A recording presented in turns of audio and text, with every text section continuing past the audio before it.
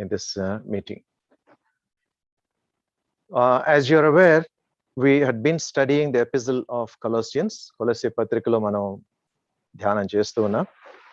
Mari 13 sessions ఇప్పటి వరకు అయిపోయినాయి. మూడవ అధ్యాయంలో మనం ఉన్నాము. And the Lord is opening his scripture for us, and we are so grateful for his wonderful guidance. Let's review, a short review, a few seconds of review, what we had been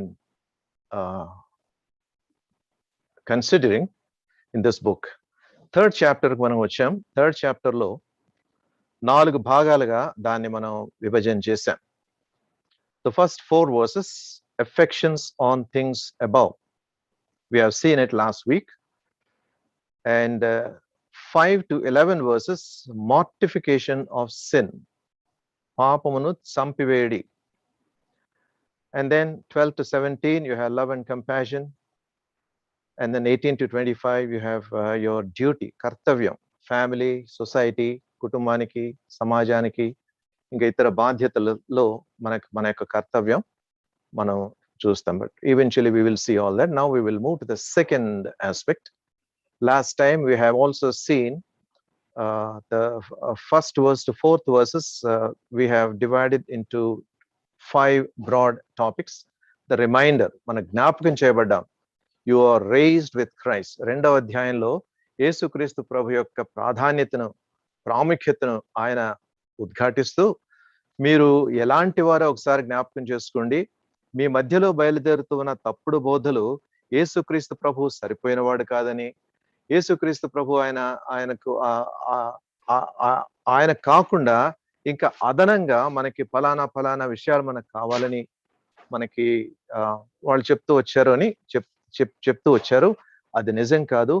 God, యేసుక్రీస్తు స్వయాన దేవుడు, దైవత్వం యొక్క సంపూర్ణత ఆయనలో ఉందని ఆయన వాటికి ఉద్ఘాటిస్తూ వచ్చాడు. అంటే వాళ్ళకి జ్ఞాపకం చేస్తూ వచ్చాడు.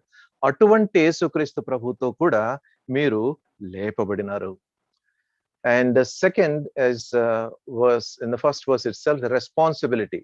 So యేసుక్రీస్తు ప్రభుతో పాటు మీరు లేపబడిన వారైతే, if you are raised with the Lord Jesus Christ, we also have seen that word if is not a conditional if, but it is a prepositional if. It is because you are raised with Christ, seek or set your mind on the things above. పైనున్న వాటి మీదనే మీ మనసు ఉంచుకునండి, వెదకుడి.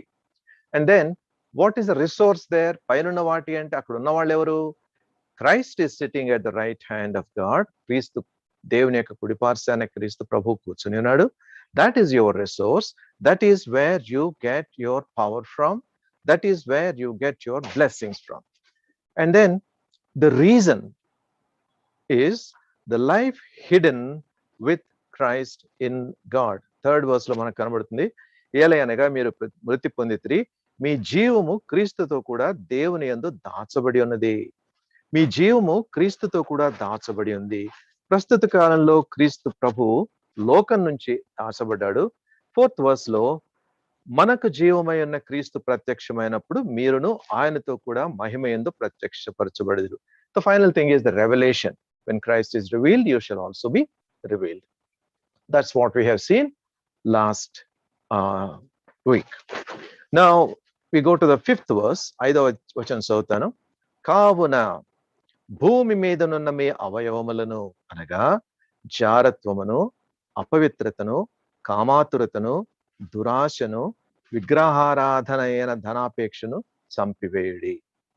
అవన్నీ చాలా common గా మనకు కనబడుతూ ఉన్నప్పటికీ they have a wide significance in the believer's life. What you have to mortify. చూద్దాం, మార్టిఫై అంటే ఏంటి, అసలు ఎందుకు చంపేయాలి, అసలు చంపడం అంటే ఏంటి? Mortify, therefore, it starts with therefore, mortify, therefore. భూమి మీద ఉన్న మీ అవయములు, fornication, uncleanness, inordinate affection, evil concupiscence, and covetousness, which is idolatry. ఇవన్నీ విశ్వాసుల జీవితంలో మనం విడిచిపెట్టవలసిన విషయాలు. ఒక ప్రశ్న మనకి ఎదురవచ్చు, మరి క్రీస్తుతో కూడా లేపబడిన వారు అని ఆయన చెప్తున్నాడు కదా. మరి క్రీస్తుతో లేపబడిన వారైతే ఇవన్నీ ఉంటాయా వాళ్ళకు? You might be surprised to read that having been risen with the Lord Jesus Christ, how can these things be in our life? The simple answer is raising up in the Lord Jesus Christ is a positional reality. Positional reality. ఆయనలో మన జీవితాన్ని మనం ఉంచుకున్న కారణాన్ని బట్టి అది మన జీవితంలో వాస్తవ రూపం దాల్చింది. But we are living in our body which is still in the weakness of the flesh. We are living a new life in an old body.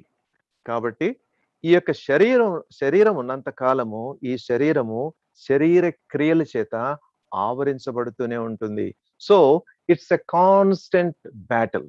ఒక ఎడతెగని ఒక పోరాటంగా, యుద్ధంగానే అది మనకు కనబడుతుంది. ఇంకొంచెం వివరణలో చూద్దాం. నౌ దేర్ ఫోర్ అనే మాట అక్కడ కనబడుతుంది. దేర్ ఫోర్ అనగానే that little word therefore connects us to the exposition or to the explanation of the verses that are preceding our present context. దానికి ముందున్న మనం 4 వచనాలు చూసుకున్నాం కదా. 4 వచనాలు దానికంటే పైన దాని మీద ఆధారపడి ఉంటాయి. 2వ అధ్యాయంలో మనం ఇవన్నీ చూసాం మనం. Now therefore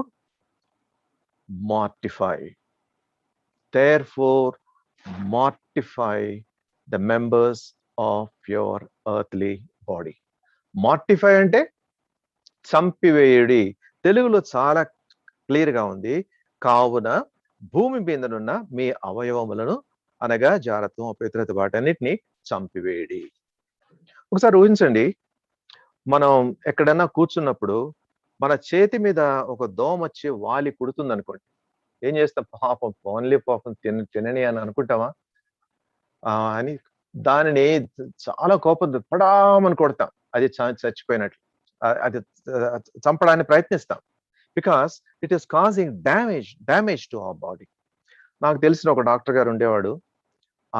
ఆయన దగ్గరకు వెళ్ళినప్పుడు, అయ్యా సార్ ఫలానా ఇదేంది, నాకు ఫలానా ఇన్ఫెక్షన్ ఉన్నట్లుంది, ఇక్కడ ఉంది, దీస్ ఆర్ ద సిమ్టమ్స్ అని ఆయన చెప్తే ఆయన అన్ని ఎగ్జామిన్ చేసి ఆయన కొన్ని యాంటీబయాటిక్స్ రాసేవాళ్ళు. What is an antibiotic? Antibiotic is a powerful weapon which kills the infection or infection causing bacteria or virus in our body. మన దేహానికి నష్టం కలిగించే వైరస్ కానీ బ్యాక్టీరియా కానీ దానిని చంపడం. ఆయన అనేవాడు ఈ బ్యాక్టీరియా మందులు రాసి this particular antibiotic is very very powerful to your infection. కొడితే సావు దెబ్బ కొట్టాలండి ఈ యొక్క వైరస్ కి. అది అంత సులభంగా చచ్చిపోయేది కాదు, సావు దెబ్బ కొట్టాలి. That is exactly the picture we are seeing here. అవి సులభంగా చచ్చిపోయేవి కావు, మార్టిఫైడ్. కాబట్టి therefore having been risen with Christ, యేసుక్రీస్తు ప్రభుతో కూడా మీరు లేపబడిన వారైతే, ఇవన్నీ మనం చూసాము. కావున భూమి మీద ఉన్న ఈ అవయవాలను చంపివేయడు. ఏంటి అవయవాలంటే అక్కడ అవయవాలు అంటున్నాడు, తర్వాత అక్కడ కొన్ని గుణ లక్షణాలను రాస్తూ ఉన్నాడు కదా, అపవిత్రత, జారత్వం. దట్ మీన్స్ Psalm 139 దావీదు ఎంతో గమనంతో తన యొక్క జీవితాన్ని చూసుకుంటూ దేవుని యొక్క మహాత్యాన్ని ఆయన గమనిస్తూ ఆయన అంటాడు, దేవా నువ్వు ఎంత అద్భుతంగా నా జీవితాన్ని, నా యొక్క దేహాన్ని నువ్వు నిర్మించావు. 13వ వచనంలో, నా అంతరింద్రియములను నీవే కలిగజేస్తివి, నా తల్లి గర్భమందు నన్ను నిర్మించిన వాడవు నీవే, నీవు నన్ను కలిగజేసిన విధము చూడగా భయమును ఆశ్చర్యమును నాకు పుట్టుచున్నవి. These are as far as the physical body is concerned. And the Lord has also given to us a mind and also a spirit. Mind is the seat of all our affections, which can in the negative way affect the members of our body. So all the characters that are written here are the actions of the members of our body which are guided by our mental faculty. అంటే మన యొక్క మానసిక జీవితం నుండి దాని చేత ప్రభావితమై మన మానసిక జీవితంలో మన ఆలోచన విధానం కానీ లేకపోతే ఆ మన మన యొక్క అలవాట్ల యొక్క ప్రభావం కానీ ఇవన్నీ మన శరీర అవయవాల మీద ఆ అవయవాలు జరిగించే పనుల మీద వాటి యొక్క గుణ లక్షణాలు ఎలా పెడత్రవ పడతాయో అనే దాన్ని ఇక్కడ ఆయన చెప్తూ ఉన్నాడు. మీరు క్రీస్తుతో కూడా లేపబడ్డవారు కనుక పైనున్న వాటి మీద మీ యొక్క దృష్టి ఉండాలి గనక భూ సంబంధమైన భూమి మీదనున్న మీ అవయవాలను మీరు చంపేయాలి.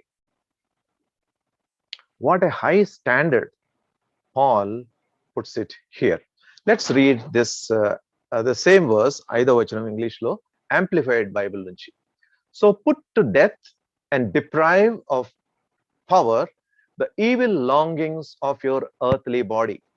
భూమికి లేక భూలోకానికి ఇహలోకానికి సంబంధించిన మీ యొక్క శరీరం దాని అవయవాలు with its sensual self-centered instincts, స్వార్థంతో కూడి తర్వాత స్వార్థంతో కూడి దాని యొక్క స్వంత స్వభావంతో ఉన్న అటువంటి ఆ శరీరము ఈ లక్షణాల నుంచి తప్పించబడాలి అంటే వాటిని చంపేయాలి. చూడండి, observe carefully here. It is not prayer asking God, Lord, remove these things from out of our lives. దేవా ఇవన్నిటి నుంచి నాలో నుంచి తీసివేయి అని దేవుని మీద కాదు ఆ యొక్క భారం పెట్టేది. ఆ యొక్క భారము that initiative, the responsibility is upon us. దేవా అవన్నీ నాలో చంపేయి అని దేవుణ్ణి అడగడానికి అడిగే పరిస్థితి కాదు. You have to mortify. ఏంటవి? Immorality, impurity, sinful passion, evil desire and greed, which is idolatry, because it replaces your devotion to God. ఇంకొంచెం వివరణలోకి వెళ్దాం రండి. Now, if you see, the battle with sin is common to all believers. ఇక్కడ మనం చదువుకున్న ఇవన్నీ కూడా జారత్వం, అపవిత్రత, కామాత్రత, దురాశ, విగ్రహారాధన ఇవన్నీ అందరూ అవిశ్వాసులకు సామాన్యంగా ఎదురయ్యే పాపాలు. But the author of Colossians say, because you are raised up along with the Lord Jesus Christ, you have to kill or mortify these things in your life. Otherwise, doctor గారు ఇచ్చిన యాంటీబయాటిక్ మనం తీసుకోకుండా అదే పోతేలే ఉంటుంది, పాపం దాన్ని చంపడం ఏంటి అని మన శరీరంలో ఆ ఇన్ఫెక్షన్ కాజింగ్ వైరస్ అలాగే ఉంచితే ఏమవుతుంది? దే కీప్ ఆన్ మల్టిప్లై, లక్షల కొలది అవి మల్టిప్లై అయిపోతాయి, శరీరం అంతా వ్యాపించి నష్టం అయిపోయి అది మరణానికి కూడా దారితీస్తుంది. So the battle with sin is common to all believers, but especially when you are raised up along with the Lord Jesus Christ, you have to mortify these things. We are new creatures living in old bodies. Our bodies are instruments of righteousness as well as iniquity, according to what we do with those things in our life. అర్థమైందండి? మన శరీరాలు నీతికి అవినీతికి రెండిటికి పరికరాలుగా సాధనాలుగా మారొచ్చు according to the way that we treat these things which are part of our human nature. ఎవరు మనకు నేర్పించరు. స్వాభావికంగా మన యొక్క జన్మ సమయం నుండే మనకి అవి మనం స్వతంత్రించుకున్నాం, మనది స్వాస్థ్యంగా సంపాదించుకున్నాం. అందుకనే దావీదు కూడా అంటాడు 139వ కీర్తనలోనే,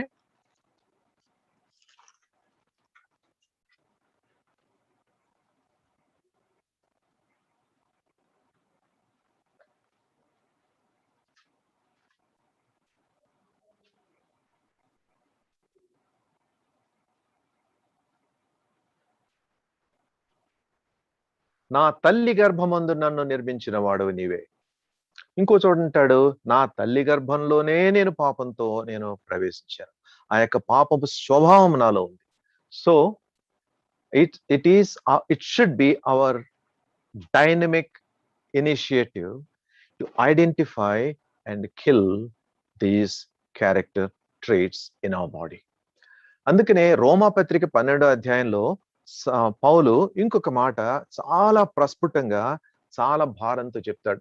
I beseech you therefore, brethren, by the mercies of God, that ye present your bodies a living sacrifice, acceptable to God, which is your reasonable service. ఇది చాలా పరిచితమైన వాక్య భాగం మనకు.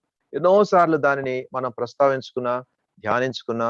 ఎంతో మంది దేవుని సేవకులు దానిని విశ్లేషించి వాళ్ళు చెప్పారు.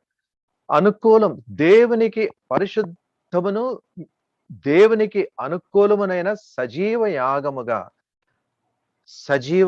యాగము, living sacrifice. Both those words are mutually opposite to each other. సజీవమైన యాగం అంటేనే మరణం, అర్పణ అంటే బలి అర్పణ అంటేనే అది దానిలో మరణం ఉండాలి. లివింగ్ సాక్రిఫైస్ అనేది it's a new reality that Paul was giving to the believers. Your body, your life should be like a living sacrifice. You are dead in one sense, but you are living in totally new sense as holy and acceptable unto God. దేవునికి పరిశుద్ధమును అనుకూలమైన సజీవ యాగముగా ఉండాలి. Now,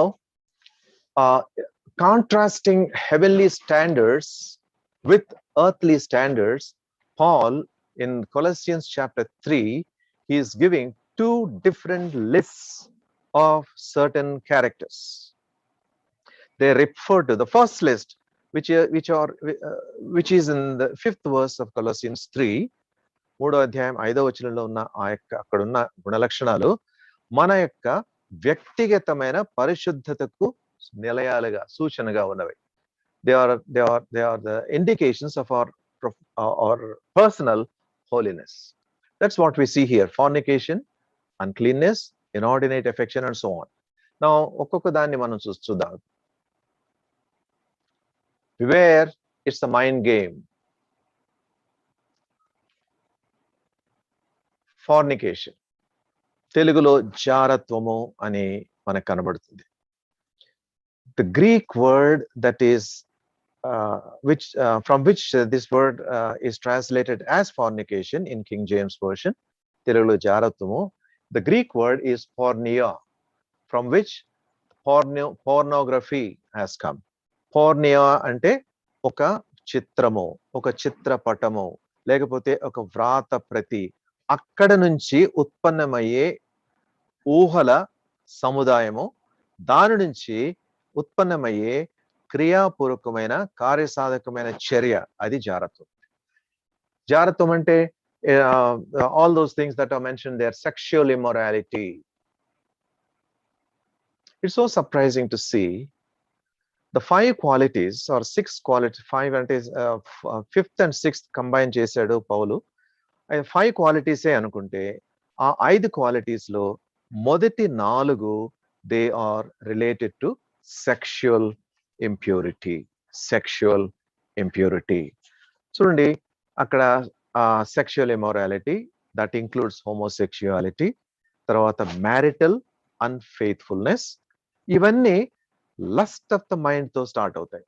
పౌలు 2000 సంవత్సరాల క్రితమే ఇవన్నీ వాళ్ళలో ఉన్నాయి, లేకపోతే వాళ్ళలో అభివృద్ధి చెందుతున్నాయి అని అప్పుడు చెప్తూ ఉంటే, 2000 years later our culture has changed, our language has changed, our technological know-how has changed.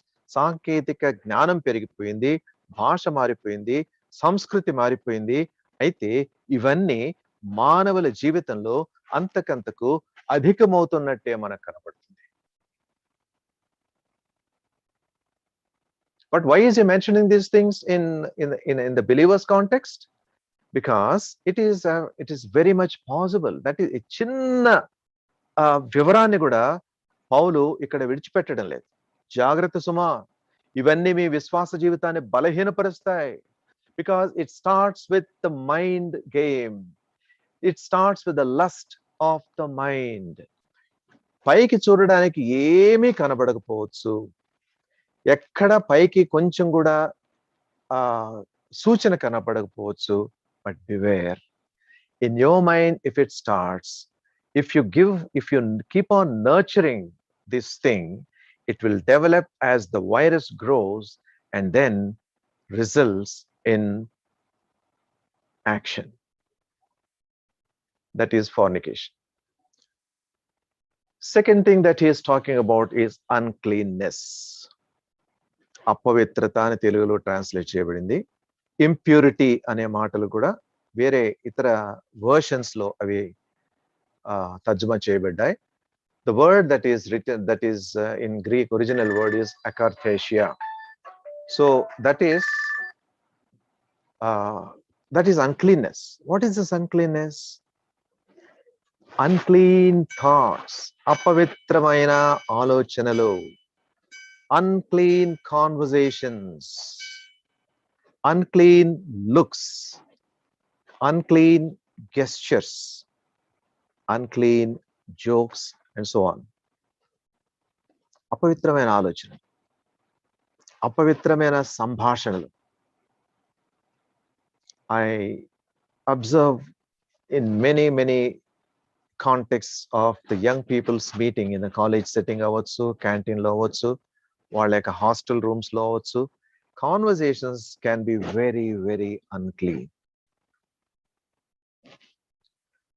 Believers should not have a part in such conversations, because మన మనసులోనే ఉత్పన్నమయ్యే దాన్ని మనం దానికి వేరుతోనే మనం తెంపివేస్తే, you can be freed from this terrible sin of uncleanness.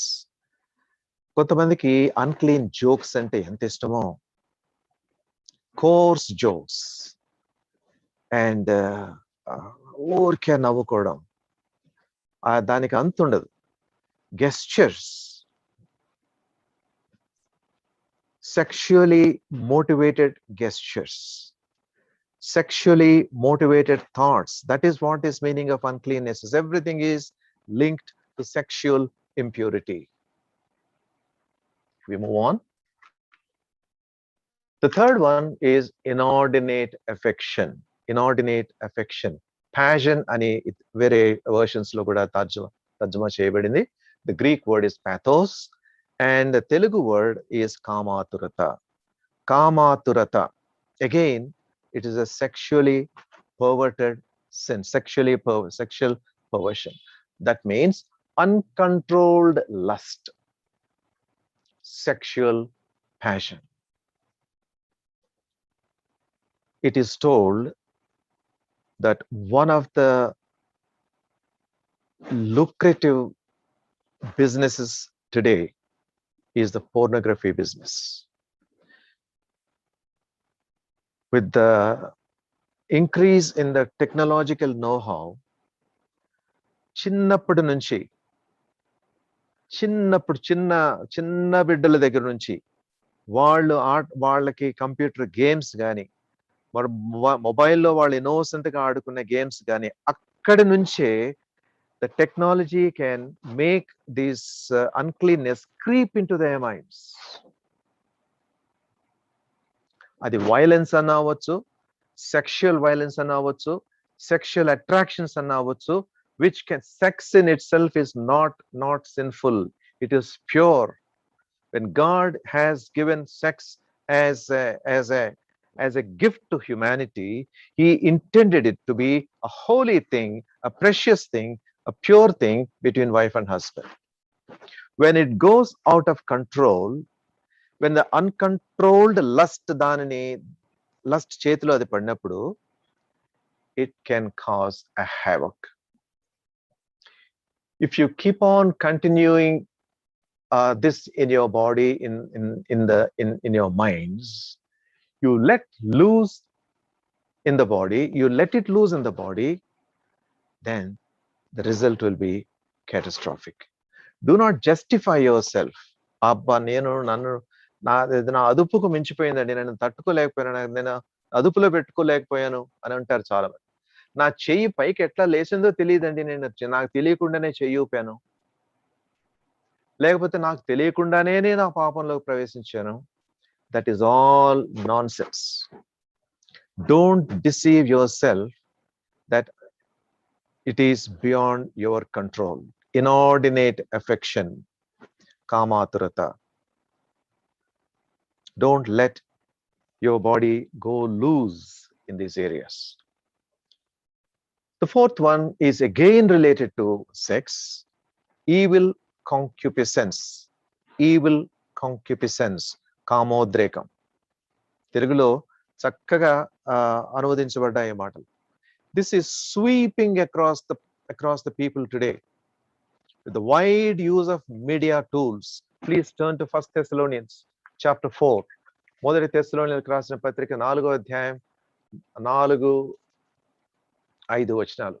4వ అధ్యాయం 4-5 వచనాలు. 1 Thessalonians. మీలో ప్రతివాడును, మీలో అంటే ఎవరండి?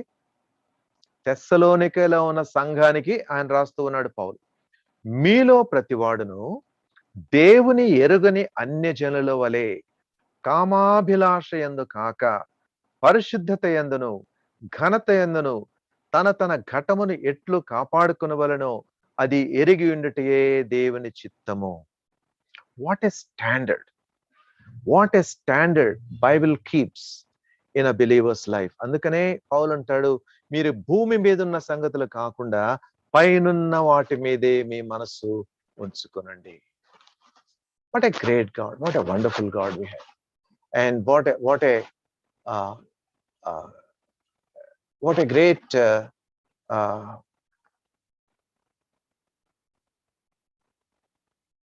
what a great standard he puts it.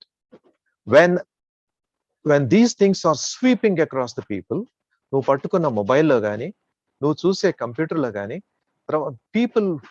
when people keep searching for these things, in the context of all this, when you are seeing the terrible damage it can cause to the soul, human soul, జాగ్రత్త సుమా అని పౌలు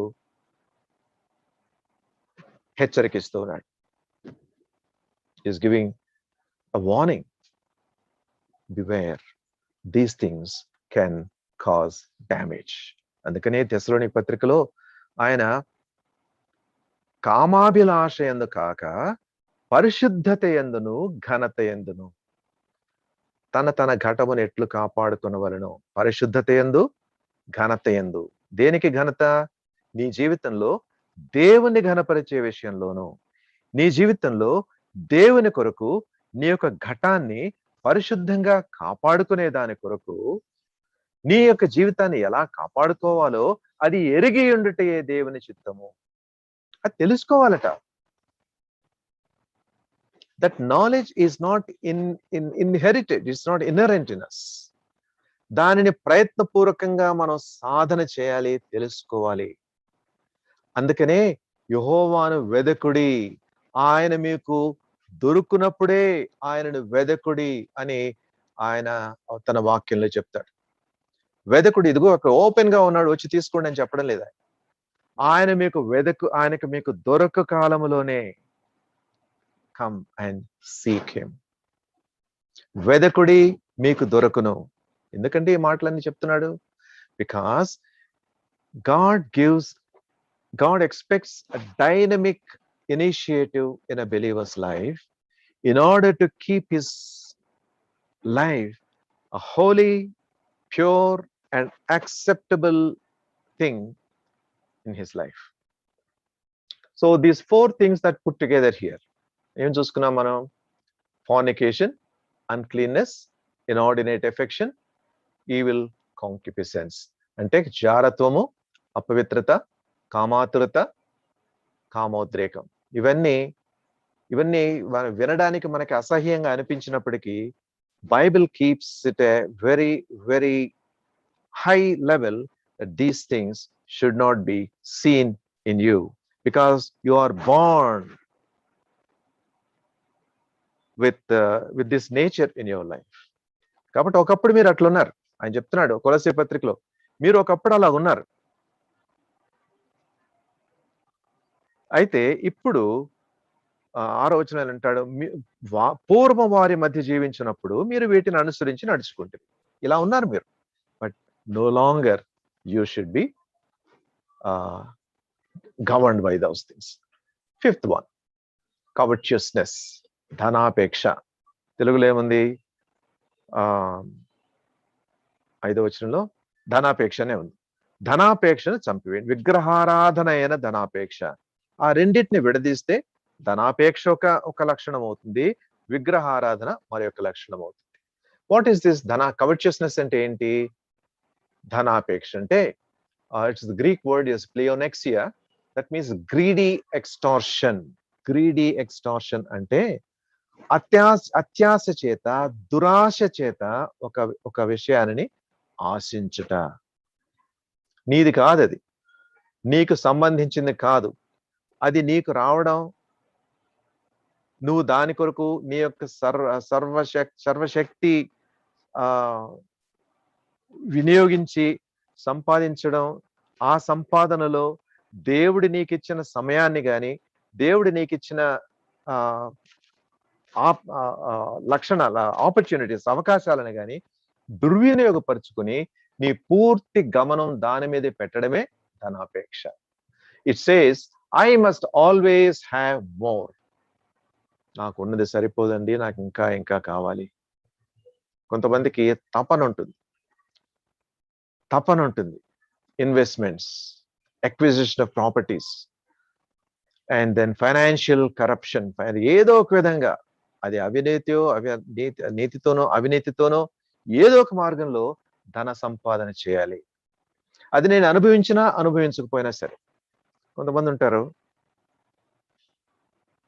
I know one person who lived all his life as a responsible government, as an, I would say, irresponsible government servant, amassed wealth. అది బంగారం గాని, నోట్ల కట్టలు గాని విపరీతంగా సంపాదించి అవన్నీ ఒక రూమ్ లో పెట్టి, ఆ రూమ్ పక్కనే ఆయన మంచం వేసుకుని ఆ రూమ్ లోకి ఎవరిని వెళ్ళనివ్వరు. Because all those things are stacked up there. In the meantime, this man is getting older and older and older. 90 ఏళ్ళు, 80 ఏళ్ళు, 89, 84, 89 అట్లా పెరిగిపోతుంది. కానీ అది అనుభవించలేడు. దానిని వేరే వాళ్ళకి ఇవ్వడానికి మనసు లేదు. But there is a greed always that I must have more. What does 1 Timothy 6:10 says? 1 Timothy 6 అధ్యాయం 10వ వచనం మనకు తెలిసిన వాక్య భాగం ఇది. ఎందుకనగా ధనాపేక్ష సమస్తమైన కీడులకు మూలము. కొందరు దానిని ఆశించి విశ్వాసము నుండి తొలగిపోయి నానా బాధలతో తమను తామే పొడుచుకొనిరి. విశ్వాసం నుంచి తొలగిపోవడం ఏంటండి? ధనాపేక్షతో. దట్ మీన్స్ వారి యొక్క ఒరిజినల్ ఫెయిత్, విశ్వాసము, అది మొదటి నుంచే అది తూట్లు పడిన విశ్వాసం. It was not a real genuine faith that they had, because they had this lust of money all the time. I must have more always. నా పక్క వాళ్ళకి కాదు, నాకే కావాలి, నా స్వార్థం. ఇన్వెస్ట్మెంట్స్ పెట్టడంలో తప్పులేదు, అక్విజిషన్ ఆఫ్ ప్రాపర్టీస్ లో తప్పులేదు, ఫైనాన్షియల్ గెయిన్ లో తప్పులేదు. But when these things go out of proportion in your life and then becomes idols in your life, అవి విగ్రహాలైపోతే దట్ ఈస్ సిన్. దాన్ని మీరు చంపాలి. దేవా, ఈ ఆశను నాలో తీసేయ్యా, నేను ధనాపేక్ష అనేది నాలో పోవడం లేదు, ఈ ఆశను నాలో తీసేయంటే ఆ ప్రార్థనకి జవాబు రాదు. You have to kill this, not somebody else. You cannot ask God. God says you have to kill these things in your life. Finally, idolatry. ధనాపేక్ష, విగ్రహారాధన అయిన ధనాపేక్ష అని తెలుగులో రాసింది, ఇంగ్లీష్లో కూడా అలాగే ఉంది. If you isolate this word idolatry from that quality, what is an idol? Anything that becomes an object of your attention more than your attention on God becomes an idol. ఇక్కడ ధనాపేక్షతో కూడిన విగ్రహారాధన కాబట్టి మనం ఆ ధనాపేక్షతోనే దానిని ఆ అర్థంతోనే దాన్ని అర్థం చేసుకోవాలి. What is today's Idol? The almighty currency. It may be almighty dollar or almighty pound, almighty euro, or almighty rupee. నా యొక్క బొక్కసం, నా యొక్క ధనాగారం డబ్బులతో నిండిపోవాలి, సంపాదన. That becomes an idol. చర్చికి టైం అవుతుందండి, 9 అయిపోయింది, 9:30కి ఆరంభం అవుతుంది అంటే, లేదు లేదు లేదు, ఒక ఫోన్ కాల్ కొరకు వెయిట్ చేస్తున్నాను, నాకు ఒక మంచి ఆఫర్ వస్తా ఉంది, I'm waiting for that. Church కొంచెం లేట్గా వస్తాను, నేను లేట్ అయినా పర్వాలేదు, ఒకవేళ నేను రాకపోవచ్చు కూడా. That becomes a priority, that becomes an idol. Many parents neglect their children because of this idol in their lives. Jagrata Suma. Paul is giving a very serious warning. You have to kill this thing. Seek those, andukane ఆయన చెప్తున్నాడు ముందే, seek those things which are above. మీరు పైనున్న వాటి మీదనే కానీ భూమి మీద ఉన్న వాటి మీద మనసు పెట్టుకొనకుడి. Seek those things which are above. We move forward. Verse 6. 6-7 వచనాలు. వేటి వలన 5వ వచనంలో మనం చదువుకున్న ఆ గుణ లక్షణాల వలన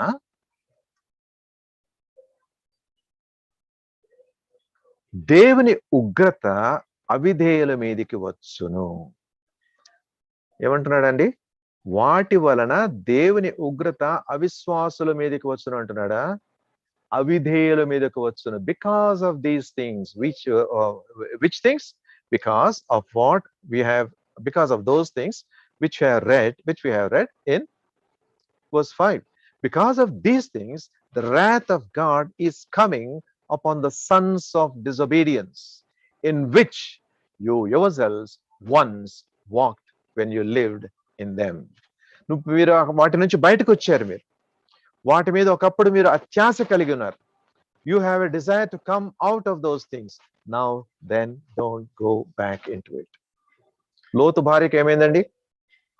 లోతు భార్య ఇద్దరు కూడా పైనుంచి చూసి చక్కగా అది పచ్చగా కనబడితే, అది చక్కని పచ్చిక బయళ్ళతో కనబడితే, అబ్బా ఎంత బాగుంది ఇది అనుకుని దానికి వెళదామని నిశ్చయించుకున్నారు. మరి అంతకుముందు తెలీదా వాళ్ళకి కనుసూపు మేరలాది కనబడుతుందంటే దానిలో ఉన్న భయంకరమైన పాపము ఆ చుట్టుపట్ల ప్రాంతాలంతటికీ వ్యాపించిపోయి ఉంటుంది. తెలిసే వెళ్ళారు అక్కడికి. లోతు భార్య కూడా అప్పటి వరకు అబ్రహాముతో కలిసి ఉన్నారు. అబ్రహాము కుటుంబంతో కలిసి ఉన్నారు. అంత గొప్ప దైవజన్, విశ్వాసులకే తండ్రి అని పిలువబడ్డ అబ్రహాముతో సహవాసం కలిగి ఉన్నాడు లోతు. మరి ఆయన ఏం నేర్చుకున్నాడు? ఎన్నో నేర్చుకుని ఉండొచ్చు. కానీ ఆ చాయిస్ అనేది వచ్చినప్పుడు, choice of between good evil అనను, good things and better things వచ్చినప్పుడు, he thought he has chosen a good things, but he has lost the privilege of choosing the best thing in his life. సరే వెళ్ళారు. మరి ఎంతో నష్టపడ్డాడు. అక్కడ ఆస్తులు సంపాదించుకుని ఉంటాడు. తర్వాత ఆ యొక్క సిటీలో, ఆ యొక్క నగరానికి, ఆ యొక్క ప్రైమ్ కౌన్సిల్లో ఆయన కూడా ఒక మెంబర్ అయిపోయాడు. వాళ్ళతో పాటు లావాదేవీలు సంపాదించుకున్నాడు. తాను నీతిమంతుడుగా ఉన్నప్పటికీ, నీతిమంతుడే కానీ భయంకరమైన శ్రమ పొందాడు ఆ నీతిని నిలుపుకోవడానికి. Finally, it was time that they had to leave the Sodom and Gomorrah. మరి లోతు భార్య ఎంతవరకు లోతుతోనే నడిచింది. మరి అబ్రహాంతో శారైతో చాలా సన్నిహితమైన సహవాసం వాళ్ళు కలిగి ఉంటారు. They must have had a very intimate fellowship with them. But when it is time to leave Sodom and Gomorrah, because of this covetousness that they had, she was unable to leave. మీరు వెనక్కి తిరిగి చూడకుండా మీరు ఇక్కడి నుంచి వెళ్ళిపోండి అని లాగి ఈడ్చుకొని పోబడ్డారు. But still her mind and soul was still in Sodom and Gomorrah. She looked back and lost her life, lost her blessing, lost her position, and became a pillar of salt. కాబట్టి మీరు ఒకప్పుడు నడుస్తూ ఉన్న ఆ యొక్క మార్గాన్ని విడిచిపెట్టి మీరు రావాలి. ఇవన్నీ మీలో సంహరించబడాలి. They have to be killed in your life. వాటి వలన దేవుని ఉగ్రత మనకి రీసెంట్ గా what you see there, the fire that is going on is some of the worst forest fires that we have experienced in the world recently. In California, in Australia, అక్కడున్న పెద్ద పెద్ద forest అడవులు దావాగ్ని తో కాలిపోతూ ఉన్నప్పుడు people could not do anything but just stand by and watch. మరి ఈ భూమి మీద ఉన్న ఈ యొక్క అగ్ని ఎంత భయంకరంగా ఉంటే రోజుల తరబడి, నెలల తరబడి అవి మండాయి. వి వర్ సో మచ్ వరీడ్. మనం ఇక్కడున్న వాళ్ళం దాన్ని చూసి ఎంతో బాధపడ్డాం. మనం అయ్యో ఇంత అరణ్య సంపద నాశనం అయిపోతుంది, జంతువులు చచ్చిపోతున్నాయి, ఆస్తి నష్టమవుతుందని మనం బాధపడ్డాం. మరి మనకు కనబడే అగ్ని ఇంత భయంకరంగా ఉన్నప్పుడు దేవుని ఉగ్రత ఎలా ఉంటుందో ఒకసారి ఊహించగలరండి? That is something that you cannot comprehend. దేవుని ఉగ్రత అవిధేయుల మీదకి వచ్చును. So my brother and sister, you cannot be disobedient to God's word, because disobedience is seriously considered by God. దేవుడు దాన్ని చాలా తీవ్రంగా పరిగణిస్తాడు తన ఆజ్ఞకు విరుద్ధంగా. ఆదాము హవ్వలకు ఏమైంది? ఆజ్ఞ అతిక్రమించారు, వెంటనే వాళ్ళ యొక్క ఆధిక్యత కోల్పోయారు. They lost everything in their lives. But for the grace of God, they would have been consumed. That is because they have defied the command of God. Men are not lost simply because they do these things. మనం చదువుకున్న జాబితాలో అవి చేసినంత మాత్రాన మానవులకు ఆ యొక్క నాశనం జరగదు. Neither are they because they have not heard of Christ. క్రీస్తును గురించి వినకపోయినన్న కారణాన్ని బట్టే కాదు అది జరిగేది. Men are lost because they are sinners. And because they are sinners, they do these things. వారు పాపులు కనుక, మనుష్యులు పాపులు కనుక ఈ యొక్క పాప క్రియలను జరిగిస్తూ ఉన్నారు. ఆ పాపం తీసివేయబడాలంటే the only way is the Lord Jesus Christ. The blood that was shed upon that cross, the body that was broken for us on that cross, in your place and my place. మనం ఉండవలసిన స్థానంలో ఆయన దానికి బలైపోయాడు. That's the only way. That is what Paul is referring to here. మీరు ఒకప్పుడు అలా నడుచుకున్నారు, అయితే ఇప్పుడు యేసుక్రీస్తు ప్రభువుతో కూడా మీరు లేపబడ్డారు గనక, ఆయనతో మరణించి ఆయనతో లేపబడి ఆయన యందు మీరు దాచబడి ఉన్నారు కనుక జాగ్రత్త సుమా, ఇవన్నీ తీవ్రంగా పరిగణించండి.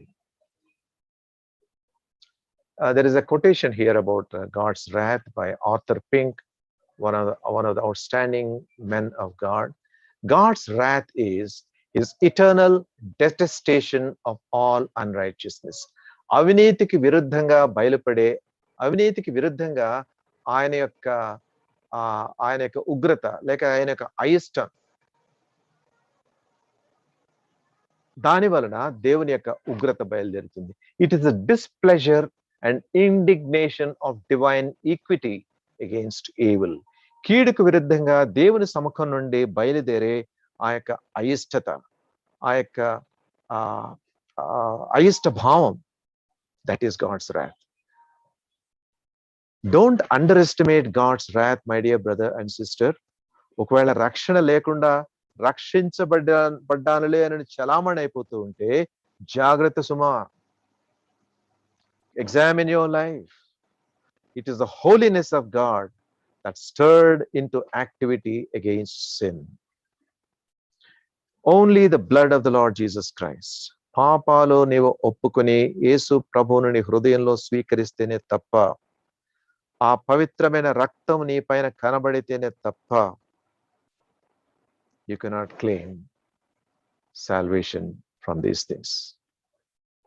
Wrath is God's constant, invariable reaction to sin. We have no time. Romans 1:18 and Romans 2 and 5. If you are taking any notes, write down and then see it in your leisure. Now we come to the second list. Our time is coming to a close. Second list, chapter 3 and verse 8.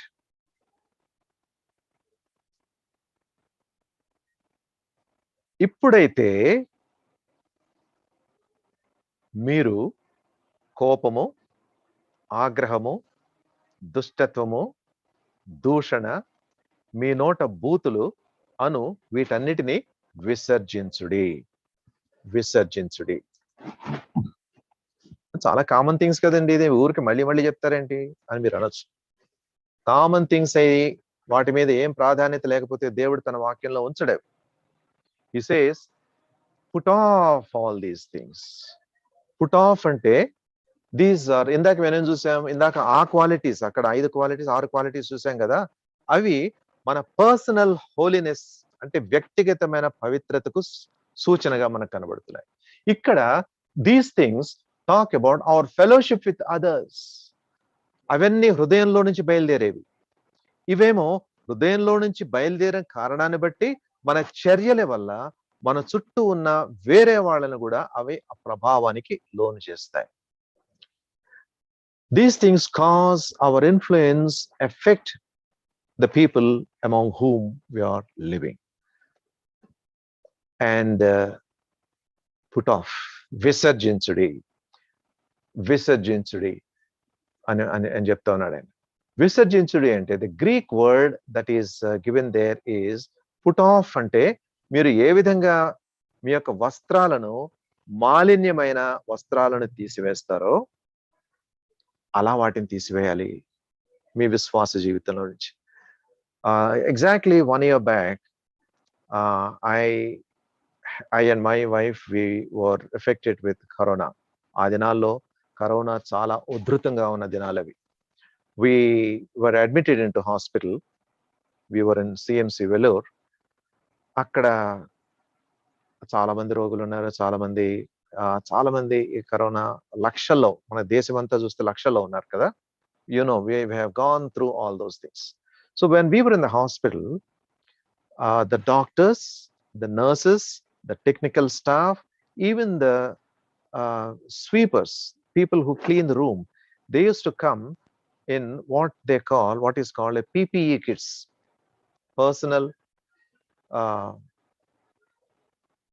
purity, I don't know what a PPE is called, personal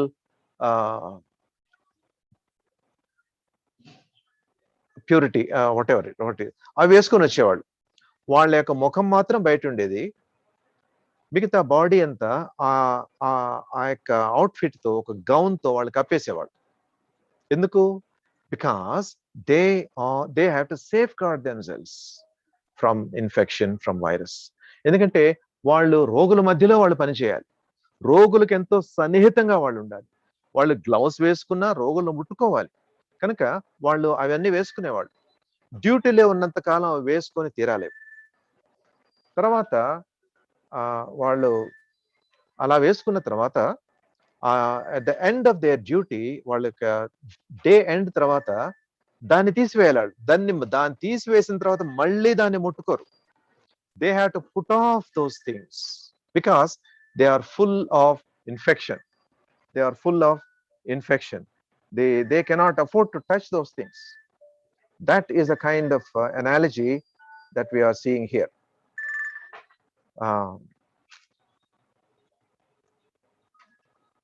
Kabatti, you have to put off this. You visarjinchude. You cannot afford to we cannot afford to have those things on you, because it will affect your body. It will affect your life. అని చెప్తున్నాడు. ఏంటవి? The first one is anger, కోపం. You also put off all these things: anger, wrath, malice, blasphemy, filthy communication out of your mouth. మేము విశ్వాసులం sir, మీరేంటి ఇవన్నీ మా జీవితంలో ఉన్నాయంటారు? మాకెందుకుంటాయి ఇవన్నీ? మేము విశ్వాసులం కదా ఇప్పుడు అని మీరు అనొచ్చు. కానీ దేవుని యొక్క వాక్యంలో ఊరికే తమాషగా పెట్టలేదు ఇవన్నీ. పౌలు రాస్తున్నాడంటే ఇవన్నీ మీలో చంపబడాలి, మీరు చంపేయాలి. ఇప్పుడైతే మీరు కోపము, ఆగ్రహము, దుష్టత్వము, దూషణ, మీ నోట బూతులు అనే వాటినన్నిటిని విసర్జించుడి. ఎందుకు చెప్తున్నాడండి ఇవి? Because these are the habits that we are born with. We are to put off as we would put off a garment. We call a garment a habit కదా. ఒక అలవాటుగా మనం ఇవన్నీ అయిపోయినాయి. కొంతమందికి యాంగర్ అంటే వాళ్ళ ముఖంలోనే యాంగర్ కనపడుతుంది. ఎట్లా చెప్తాం అది?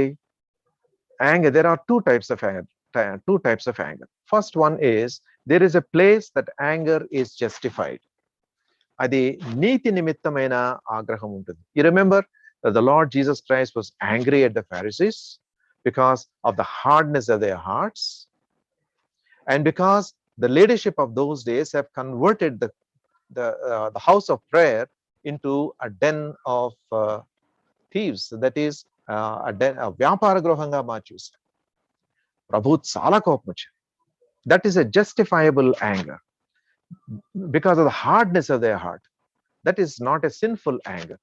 The problem is that we become angry over the wrong things. Anger against wrong things.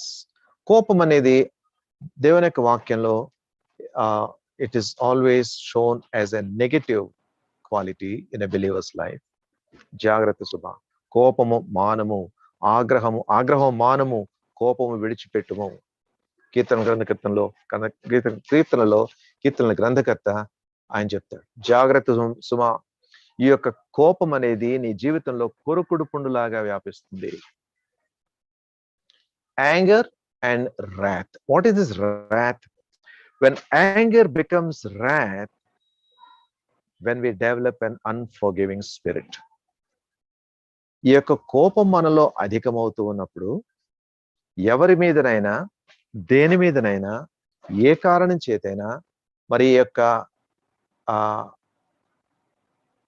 కారణం లేని కోపం మన యొక్క హృదయంలో మనం పెంచుకుంటూ ఉన్నప్పుడు, when you do not control it, when you do not take it to the Lord and then put it at Lord's feet, it becomes wrath.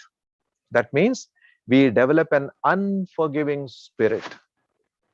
కోపము అది చిన్నగా ఉన్నప్పుడే, మొక్క అయినప్పుడే తెంచివేయకపోతే అది ఆగ్రహంగా మారుతుంది. That is the progression that we see here. అని ఏమంటాడు? కోపము, ఆగ్రహం, ఇవన్నీ జాగ్రత్తగా గమనించుకోవాలి మన జీవితంలో. You have to put off these things. ఒక మురికి వస్త్రం మన మీద నుంచి తీసివేసినట్లు అవి తీసివేయాలి. దేవా, నేను ఇక్కడ నుంచుంటాను, నా యొక్క రూమ్ లో కూర్చుంటాను, నువ్వు వచ్చి ఇవన్నీ నాలో నుంచి తీసివేయి ప్రభువా, తీసివేయనని ఉపవాస ప్రార్థన ఏమి చేసినా కూడా లాభం లేదు. Because your effort is needed. God gives grace. If you have an inclination, God will help you to do it. So anger becomes wrath, and anger and wrath together, they become malice. Malice ante dushtatvamu అని మనకు కనబడుతుంది అక్కడ. What is malice? Malice is congealed anger. Congeal ante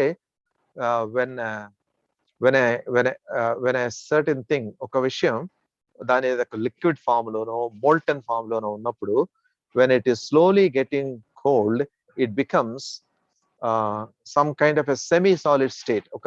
దానికి ఒక పరిమాణం, ఒక ఒక ఒక షేప్ ఏర్పడుతుంది. That is the picture that is here. It is an anger that has been nursed along. మన జీవితంలో మన యొక్క జీవితంలో ఈ కోపము, ఆగ్రహం అనే దాన్ని మనం పెంపొందించుకుంటూ వస్తే that gives way to malice, that is దుష్టత్వం. So Paul says that a Christian is to put off that like an old, dirty, filthy garment. That kind of a behavior does not represent Jesus Christ in your life. So when this malice coupled with anger and wrath leads to blasphemy. What is blasphemy? Telugulo దూషణ అని ఉంది. దూషణ అంటే రెండు విధాలుగా మనం చెప్పొచ్చు. The other word is slander. దూషణ అంటే it can be also about two kinds. There is a blasphemy against God and a blasphemy against man. The first type of blasphemy is to defame the name of God. ఎట్లా జరుగుతుంది ఇది? It is not just taking the name of God in vain. ఆయన యొక్క నామాన్ని అజాగ్రత్తగా చేపట్టడం మాత్రమే కాకుండా దేవుని విషయంలో ద్వేషాన్ని పెంచుకోవడం కూడా అది దూషణకే కారణమవుతుంది. ఎందుకు? ఎప్పుడు వస్తుందని ద్వేషం? We find many people in our day-to-day lives, especially when a dear one is lost. Okay, young mother, when she loses a young daughter or young son or her husband or father or mother, చనిపోయినప్పుడు they develop a kind of hatred against God. దేవుడు అనేవాడు ఉంటే ఇది ఎందుకు జరుగుతుందండి? దేవుడు క్రూరుడండి. ఆ భావాలన్నీ, అలాంటి మాటలన్నీ they are classified under this word, under this subject of blasphemy. They have to be carefully nurtured back into fellowship with God. You see that hating God for something that has happened in your life or my life is really blasphemy. Secondly, this blasphemy also can be directed towards other men or women.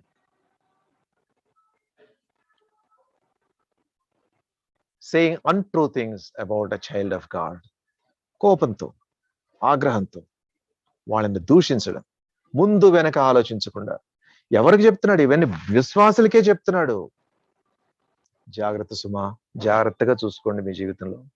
ఇవన్నీ మీలో కనబడకూడదు, మీలో ఉండకూడదు.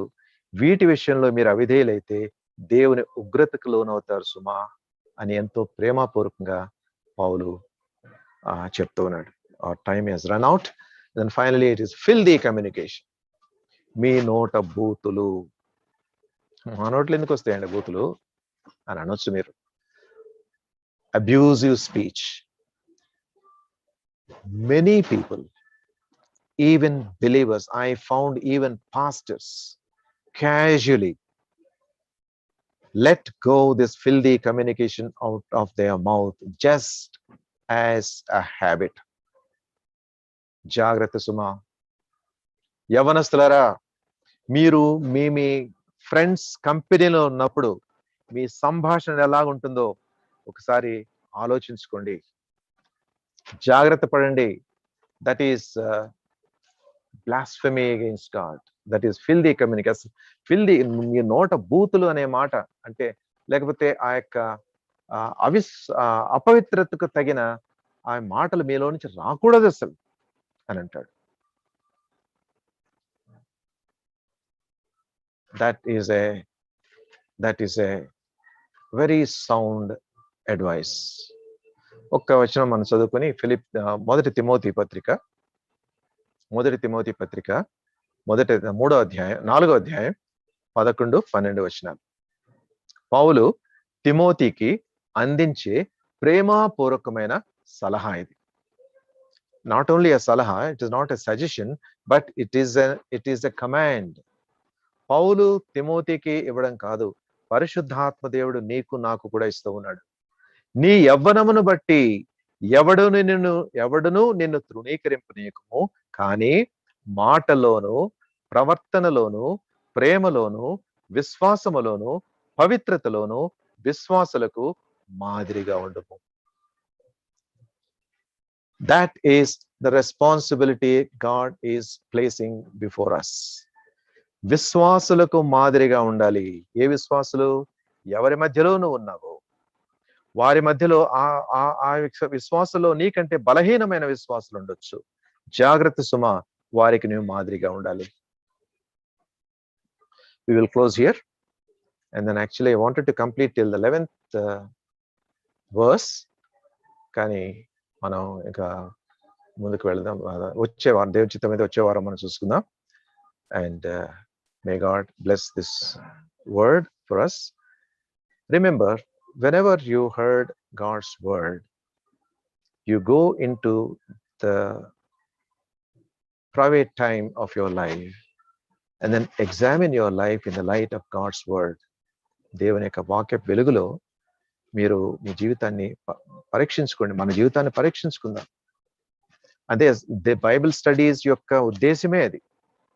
దేవుని యొక్క వాక్యం మన హృదయాలను, మన జీవితాలను పరీక్షించాలి. మన హృదయాలను సరైన పునాది మీద కట్టబడాలి. That is the aim of these Bible studies, so that we, when the Lord comes, will be a church who is waiting for him to come. వీటన్నిటిలో మనం మాదిరిగా ఉండాలి. వీటన్నిటిలో మనం బాధ్యతాయుతమైన విశ్వాసులుగా ఉండాలి. Shall we pray?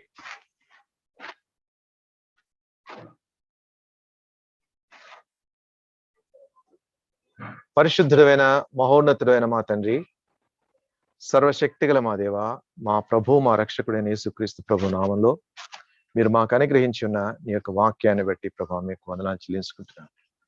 ఎన్నో వేల సంవత్సరాల క్రితం మీరు ఈ యొక్క వాక్యాన్ని ప్రభు పరిశుద్ధులైన వారి చేత, పరిశుద్ధాత్మ సహాయం చేత రాయించి దానిని మా కొరకై భద్రపరిచి, ఈ దినం ప్రభు దానిని మేము దాని నుంచి మా జీవితానికి ఒక స్థాయి, ఒక గౌరవం, ఒక ఘనత ఏర్పరచుకోవడానికి మీరు మార్గం కల్పించినందుకే ప్రభు మీకు ఎంతో ఎంతో వందనాలు చెల్లించుకుంటూ ఉన్నాం. మీ యొక్క వాక్యాన్ని మేము చదువుకుంటూ ఉన్నప్పుడు ఆ వాక్యం ప్రభు మా జీవితాల్లో ప్రవేశించినప్పుడు తండ్రి, అది మా జీవితాలకి ఎంతో ప్రభావవంతమైన వాక్యంగాను, తండ్రి అది మా జీవితాలకి జీవం కలిగించే వాక్యంగాను ప్రభా చేయమని ప్రభావాన్ని వేడుకుంటున్నాను. మా దేవ, మరి ఈ దినాల్లో సాంకేతిక ప్రగతి ద్వారా కానీ తండ్రి, ఇంకా తేలికైన స్వభావం ద్వారా కానీ తండ్రి, విశ్వాసుల జీవితం చాలా తేలికగా పరిగణించబడుతుంది. తమ జీవితాల్లో తండ్రి సరైన విధంగా పరిశోధనలు కలగని కారణాన్ని బట్టి తండ్రి, మా జీవితాల్లో మేము విశ్వాస జీవితాన్ని చాలా తేలిగ్గా పరిగణిస్తూ ఉన్నాం. తండ్రి, మీ యొక్క వాక్యము ఎంతో గొప్ప స్థాయిని, స్టాండర్డ్ని ప్రభావ ఏర్పరుస్తుంది. తండ్రి, ఆ వాక్యాన్ని పరిగణించుకుని మా జీవితాల్లో తండ్రి మమ్మల్ని మేము సరి చేసుకుని మా దేవ, మరి నీ యొక్క జాగ్రత్తను, హెచ్చరికలను మేము కైకుంటూ విశ్వాసులకు మాదిరిగా మాటలోను, ప్రవర్తనలోను, ప్రేమలోను, విశ్వాసములోను, పవిత్రతలోను విశ్వాసులుగా మాదిరిగా ఉండడానికి మాలో ప్రతి ఒక్కరి జీవితాన్ని మీరు కట్టుకుని వేడుకుంటూ మమ్మల్ని ప్రేమించి మా కొరకే తను తాను అర్పించుకుని మా ప్రభు అయిన యేసుక్రీస్తు ప్రభు నామంలో ప్రార్థించి వేడుకుంటూ ఉన్నాం తండ్రి. ఆమేన్. Now unto him who is able to keep us from falling and to present us faultless before the presence of his glory with exceeding joy, to the only wise God, our Savior, our Lord Jesus Christ, be majesty, glory, power, and authority, now and forevermore. Amen. Thank you. God bless you.